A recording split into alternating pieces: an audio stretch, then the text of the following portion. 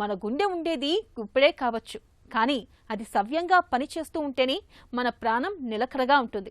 ఆ పిడికడు గుండెలో ఎక్కడ ఏ చిన్న అవాంతరం తలెత్తినా అది చివరికి గుండెపోటు రూపంలో ఏకంగా మన ప్రాణాలకే ఎసరు పెట్టే అవకాశం ఉంటుంది. మనకు ప్రాణాధారమైన పిడికెడు గుండెను 10 కాలాల పాటు పదిలంగా ఉంచుకోవడానికి తరచూ కొన్ని రకాల పరీక్షల్ని చేయించుకుంటూ ఉండాలని చెబుతారు డాక్టర్లు. గుండె ఆరోగ్యాన్ని భద్రంగా ఉంచే ప్రాథమిక ఆరోగ్య పరీక్షల గురించి ఇప్పుడు తెలుసుకుందాం. 20 years తర్వాత డెఫినెట్గా ఒక కొలెస్ట్రాల్ టెస్ట్ అనేది చెక్ చేసుకోవాలా, బేసిక్ బీపీ అనేది చెకప్ చేసుకోవాలా. ఇవి రెండు కంపల్సరీ 20 years అయిన తర్వాత. ఫ్యామిలీలో ఒకవేళ అందరికీ హార్ట్ ప్రాబ్లం అనేది 30 years 40 yearsలో వస్తున్నట్టు ఉంటే, వాళ్ళకి ఒకవేళ వంశపారంపర్యంగా కొలెస్ట్రాల్ ఎక్కువ ఉన్నట్టు ఉంటే వాళ్ళకి ఈవెన్ 10 to 15 yearsలోనే కొలెస్ట్రాల్ అనేది చెక్ చేయాలి. ఇది తప్ప జనరల్గా ఏ కంప్లైంట్ ఉన్నా కానీ జనరల్గా అట్లీస్ట్ అబౌవ్ 30 years ఉన్నా లేకపోయినా 30 years దాటిన తర్వాత ఒకసారి షుగరు, బీపీ, కొలెస్ట్రాల్ ఇవి మూడు మాత్రం కంపల్సరీ చెక్ చేసుకోవడం అనేది మస్ట్. ఈసీజీ ఎక్కువ అనేది ఇంపార్టెంట్ టెస్ట్, కానీ అవి రెండు మాత్రమే మొత్తం కనుక్కోవడానికి యూజ్ కాదు.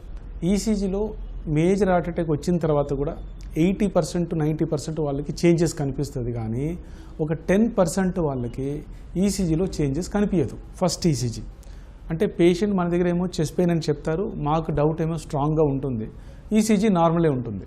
బట్ ఆ టైంలో ఏం చేస్తామంటే ఈసీజీని హాఫ్ అన్ అవర్ తర్వాత 1 hour తర్వాత మల్టిపుల్ టైమ్స్ ఒక 2-3 hours రిపీట్ చేసేటప్పుడు మెల్లగా చేంజెస్ కనిపించవచ్చు. సో ఈసీజీలో చేంజెస్ ఉంటే డెఫినెట్గా హార్ట్ అటాక్ ఉందని మనం చెప్పవచ్చు. ఈసీజీలో చేంజ్ లేదంటే వాళ్ళకి లేదని మాత్రం చెప్పలేము. ఒకటి. రెండోది ఎకో టెస్ట్. ఎకో టెస్ట్లో ఏంటంటే ఈసీజీకి ముందే చేంజెస్ కనిపిస్తుంది ఎకో టెస్ట్లో. అలానే ఎకో టెస్ట్లో ప్రాబ్లం లేదంటే మనకు ప్రాబ్లం రాలేదని కాదు. సో బట్ ఈసీజీ ఎకో కలిపి పేషెంట్ సిమ్టమ్స్ ఇవి మూడు కలిపితే మోస్ట్లీ 90 to 95% వరకు మనకు హార్ట్లో ప్రాబ్లం ఉండవచ్చా లేదని మనకు తెలిసిపోతుంది. అంటే మేజర్ అటాక్ వచ్చిందా లేదా. మైనర్ అటాక్ ఒక 80% బ్లాక్ 90% బ్లాక్ ఉండే వాళ్ళకి ఈసీజీ ఎక్కువ నార్మల్గానే ఉంటుంది. వాళ్ళకి మనం ట్రెడ్మిల్ టెస్ట్ చేసేటప్పుడు పేషెంట్ మిషన్ మీద పరిగెత్తినప్పుడు వాళ్ళకి ఆక్సిజన్ అవసరం ఉంటుంది ఎక్కువ. అప్పుడు బ్లడ్ ఎక్కువ పోతేనే ఆక్సిజన్ సప్లై కండరాలకు దొరుకుతుంది.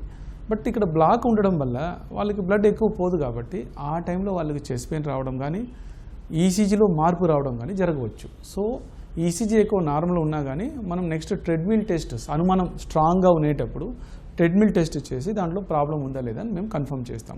కొద్దిగా పేషెంట్స్కి ఎలా ఉంటుంది, కొద్దిగా మందికి ఎలా ఉంటుందంటే చెస్ట్ పెయిన్ 1 hour నుంచి వచ్చి ఉంటుంది, ఈసీజీ ఎక్కువ నార్మల్ ఉంటుంది. బట్ వాళ్ళకి ట్రెడ్మిల్ టెస్ట్ చేయకూడదు కూడా, డేంజర్. వాళ్ళకి డైరెక్ట్గా మనం యాంజియోగ్రామో లేదా సిటీ యాంజియోగ్రామో బేస్డ్ ఆన్ ద కండిషన్ బట్టి మనం డాక్టర్ డిసైడ్ చేసి చేస్తారు. చాలామంది ఏం చేస్తారో తెలుసా, ఈసీజీ ఎక్కువ లేకుండా డైరెక్ట్గా వాళ్ళే పోయి ట్రెడ్మిల్ టెస్ట్ చేసుకుంటారు. అది ఎప్పుడు చేయకూడదు.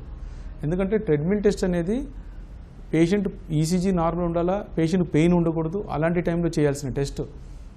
ఎకో కూడా నార్మల్ ఉండాలి. ఎకోలో సమ్ టైమ్స్ అయోటిక్ స్టెనోసిస్ అనే ఒక కండిషన్ ఉన్నది, హార్ట్ వాల్యూ చాలా చిన్నగా ఉంటుంది, వాళ్ళకి సిమ్టమ్స్ ఏమి ఉండవు. డాక్టర్ దగ్గర చూడకుండా డైరెక్ట్గా ట్రెడ్మిల్ వేస్తే ఇలాంటి పేషెంట్స్ కొలాప్స్ కావడానికి కూడా అవకాశం ఉంటుంది.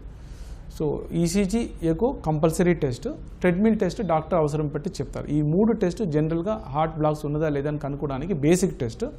నెక్స్ట్ లెవెల్ ఆఫ్ టెస్ట్ అనేది CT angiogram and coronary angiogram. మనం హాస్పిటల్ అడ్మిట్ చేసి ఇన్వేజివ్ కొరోనరీ యాంజియోగ్రామ్ చేస్తాం.